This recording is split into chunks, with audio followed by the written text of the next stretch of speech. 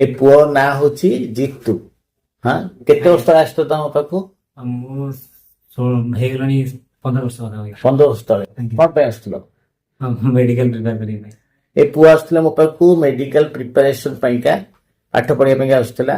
ବର୍ତ୍ତମାନ କଣ କରୁଛ? ବର୍ତ୍ତମାନ ମୁଁ ସିନିୟର ଜିଓଲୋଜିଷ୍ଟ ଅଛି ଓଏନଜିସିରେ। ତମେ IIT ରେ କଲ? ଆଜ୍ଞା, ଏଇଠି ଧାନବାଦରେ ମାଷ୍ଟର୍ସ କଲି, ମାଷ୍ଟର୍ସ ରେଭେନ୍ସାରେ ବ୍ୟାଚଲର। ବୁଝିଲ। ଆଜ୍ଞା। ସାର୍ ମତେ ବହୁତ ହେଲ୍ପ କରିଥିଲେ ମେଡିକାଲ ପ୍ରିପାରେସନ ପାଇଁ। କିନ୍ତୁ ମେଡିକାଲ ପାଇଲନି? ତାହେଲେ ମେଡିକାଲ ମୁଁ ତ ଫେଲ ହେଇଗଲି ନା। ନା ନା ସେମିତି ନୁହଁ, ମୁଁ ଜଷ୍ଟ ମୁଁ ମେଡିକାଲ ଦେଇ ହିଁ ନାହିଁ। ଦେଲନି? ନା ଦେଇନି। ତାହେଲେ ମୋ କଥା ମାନିଲନି, ଆହୁରି ଖରାପ କଥା। ନା ଲେଟ୍ ହେଇଯାଇଥିଲା ସେଇ ଟାଇମରେ ନା। କିନ୍ତୁ ପାଠ ପ୍ରତି ତମର ଆଗ୍ରହଟା ରହିଲା ନାଇଁ କି?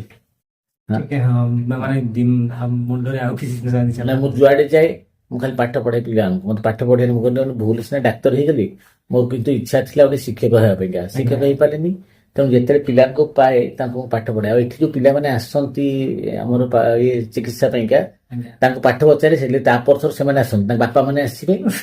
ଆଉ ପୁଅ କାହିଁ ଦେହ ଖରାପ କାହାର? ନା ପୁଅର ଦେହ ଖରାପ। ପୁଅ କାହିଁ? ନା ବାହାରେ ଠିଆ ହେଇଛି, ଆସୁନି କାହିଁକି? ନା କାଳେ ଆପଣ ପ୍ରଶ୍ନ ପଚାରିବେ।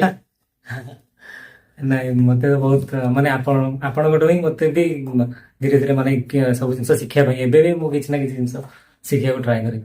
ମାନେ ଏମିତି କିଛି ମୁଁ ମାନେ ନିଜକୁ ସୀମିତ ରଖିଦେଇଛି, ମୁଁ ଯାହା ପଢିଛି ବାସ୍। ଆମେ ଗୋଟେ ଚିର ଛାତ୍ର ହେଇକି ରହିବା, ଏଇଟା ଶିଖିବା ଦରକାର। ଆଜ୍ଞା। ଆଉ ଯୋଉଦିନ ଆମେ ଭାବିବା ମୁଁ ସବୁ ଶିଖିଗଲି, ତାପରେ କିଛି ଶିଖି ଆଜ୍ଞା, ହବନି। ଆଜ୍ଞା, ହଁ।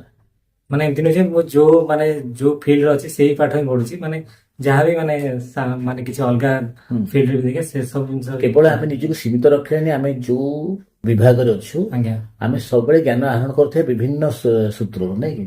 ବିଭିନ୍ନ ସ୍ରୋତ।